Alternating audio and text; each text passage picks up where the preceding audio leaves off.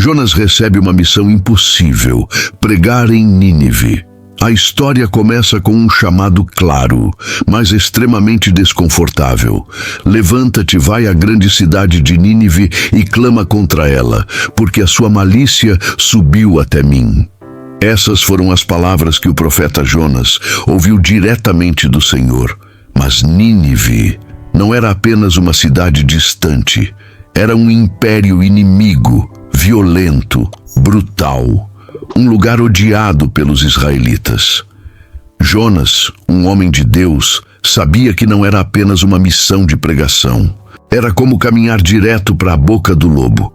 E talvez o mais difícil de tudo. Jonas sabia que se o povo daquela cidade se arrependesse, Deus os perdoaria. E no fundo, ele não queria isso. Aqueles homens não mereciam misericórdia. Pelo menos não aos olhos de Jonas. Diante desse chamado, o coração do profeta se apertou. Ele não questionou. Ele não argumentou. Ele simplesmente fugiu. Jonas não hesita. Ele corre. Mas não na direção de Nínive, e sim para o lado oposto. O profeta desce até Jope, um porto movimentado, e compra passagem para um navio com destino a Tarsis, uma cidade longínqua nos confins do mundo conhecido. Para ele, era como desaparecer do mapa, fugir da missão, fugir do olhar de Deus. Mas como escapar daquele que criou o céu e o mar? Jonas desce ao porão do navio e se esconde. Enquanto o barco corta as águas do mar, ele tenta descansar, tenta esquecer. Mas o céu não está em silêncio. O Deus que chamou Jonas agora envia algo que nenhum marinheiro esperava. Uma tempestade violenta, repentina, como se os céus estivessem em fúria. Ondas se levantam como muralhas. Os céus rugem. E os homens do navio entram em desespero, clamando a seus deuses, lançando cargas ao mar, tentando sobreviver. Enquanto isso, Jonas dorme. Mas Deus está prestes a despertá-lo. Não com palavras suaves, mas com uma tormenta que vai mudar tudo. No auge da tempestade, enquanto os marinheiros lutam para manter o navio de pé, algo os intriga. Há um homem que dorme profundamente, como se nada estivesse acontecendo. O capitão desce até o porão e o desperta com palavras cortantes. Levanta-te, clama ao teu Deus, talvez assim ele se compadeça de nós. Jonas se levanta, mas sabe, a tempestade não é comum. Ela tem nome, ela tem endereço, ela o procura. Os marinheiros decidem lançar sortes, buscando descobrir quem era o responsável por aquela tragédia. E o resultado aponta direto para Jonas. Pressionado, ele confessa: sou hebreu, tema o Senhor, o Deus dos céus, que fez o mar e a terra seca. Os homens ficam aterrorizados. Eles entendem, não estão lutando contra a natureza. Estão enfrentando a ira de um Deus vivo por causa da fuga de um profeta. Então perguntam: o que devemos fazer contigo para que o mar se acalme? E Jonas, com o peso da culpa, responde: lançai-me ao mar, e o mar se acalmará. Ele sabia. Era o preço da fuga, o custo da desobediência. O silêncio paira sobre o convés.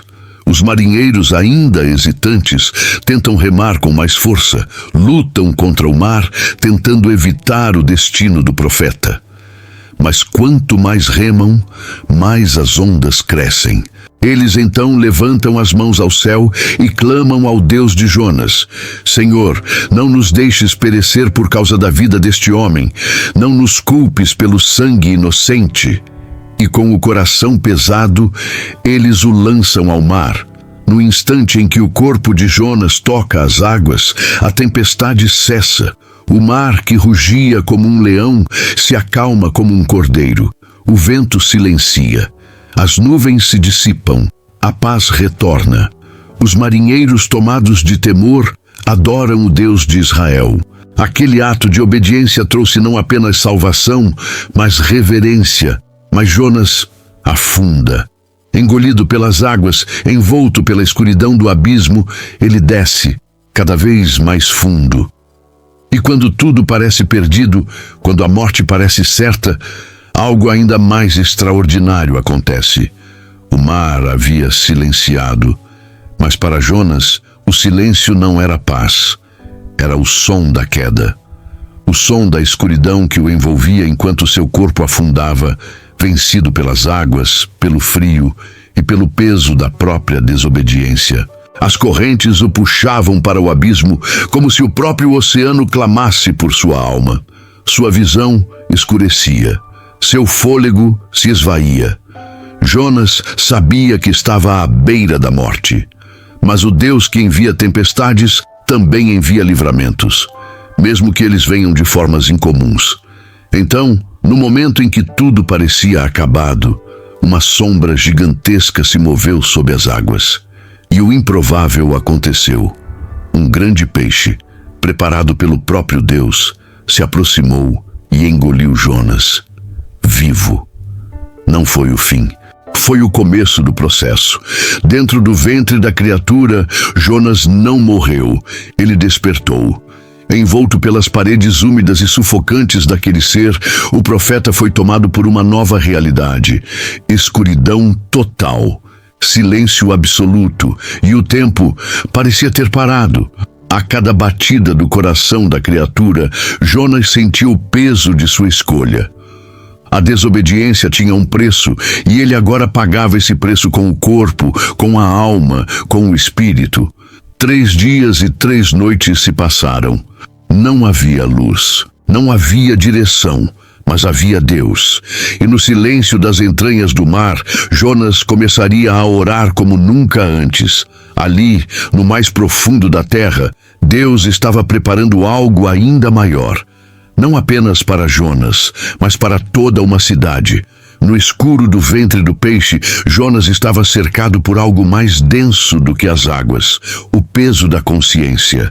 Ali não havia distrações, não havia multidão, não havia fuga, havia apenas ele e Deus. Durante 3 dias e 3 noites, o profeta viveu aquilo que nenhum outro homem viveu: a experiência de estar preso entre a morte e a misericórdia. Não era o inferno, mas era um lugar onde Deus fala profundamente com quem quer transformar de dentro para fora. E Jonas começou a orar. As palavras não saíam com força, mas brotavam da alma. Ele disse: "Na minha angústia clamei ao Senhor, e Ele me respondeu. Do ventre do abismo gritei, e tu ouviste a minha voz." Jonas reconheceu a mão de Deus. Confessou que havia tentado fugir, e mais do que isso, reconheceu que mesmo no fundo do abismo, Deus estava presente. Ele clamou, chorou, se arrependeu e prometeu cumprir o voto que um dia fez: "Do Senhor vem a salvação." Foi ali, naquela caverna viva, que Jonas se rendeu de verdade. Não havia altar, não havia templo, mas havia arrependimento. E onde há arrependimento, há graça. Naquele momento, Deus ouviu. E então, o impossível voltou a acontecer. Quando Jonas finalmente se rende, Deus age. O peixe, obedecendo ao comando divino, se aproxima da costa e vomita o profeta em terra firme. Jonas, coberto de lodo, exausto, mas vivo, é uma prova viva da misericórdia de Deus.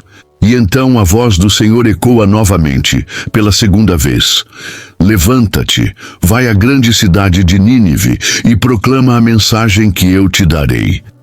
Agora, Jonas não foge, ele vai.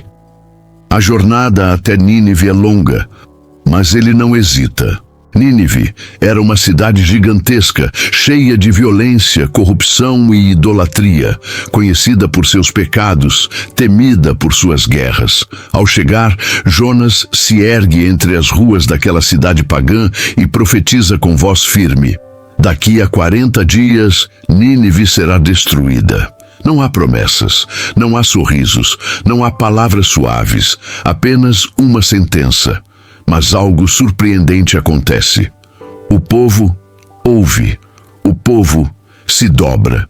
Dos mais simples aos mais poderosos, o coração dos ninivitas é tomado por temor. A notícia chega ao rei, que desce do trono, tira suas vestes reais, se cobre de pano de saco e se senta sobre cinzas. Um decreto é publicado: jejum nacional, arrependimento, clamor. Até os animais são incluídos. E o povo ora, com sinceridade. Eles não pedem bênção, eles não negociam com Deus, eles apenas se arrependem, e o céu ouve. Deus vê o arrependimento sincero do povo de Nínive e decide não destruir a cidade. A justiça dá lugar à graça, a sentença é suspensa, a misericórdia triunfa. Mas Jonas se ira. Ele se afasta da cidade e se senta num lugar alto, esperando, quem sabe, que o juízo ainda venha. Seu coração, embora profeta, ainda está preso à própria ideia de justiça. Ele diz: "Ah, Senhor, não foi isso que eu disse quando ainda estava em minha terra. Por isso fugi para Tarsis. Eu sabia que és Deus misericordioso, compassivo, tardio em irar-se e grande em benignidade." Jonas desejava o castigo, mas Deus desejava a salvação. E para ensinar ao profeta uma última lição, o Senhor faz crescer uma planta que dá sombra sobre sua cabeça. Jonas se alegra, mas no dia seguinte, Deus envia um verme e a planta morre. Sob o sol escaldante, Jonas se irrita, reclama, pede a morte. E então Deus fala: "Você tem compaixão de uma planta que nem cultivou. E eu não teria compaixão de Nínive, cidade com mais de 120 mil pessoas que não sabem discernir entre a mão direita e a esquerda." Silêncio. A história termina assim, com uma pergunta divina pairando no ar, sem resposta de Jonas, porque talvez a resposta caiba a nós. O livro não fala mais do profeta, mas fala do coração de Deus. Um Deus que confronta, ensina, disciplina, mas também perdoa. Um Deus que envia tempestades e peixes, mas também envia graça. Um Deus que ama até os piores, para revelar o que há de pior nos melhores. E no fim, o maior milagre da história de Jonas não foi o peixe, foi o perdão.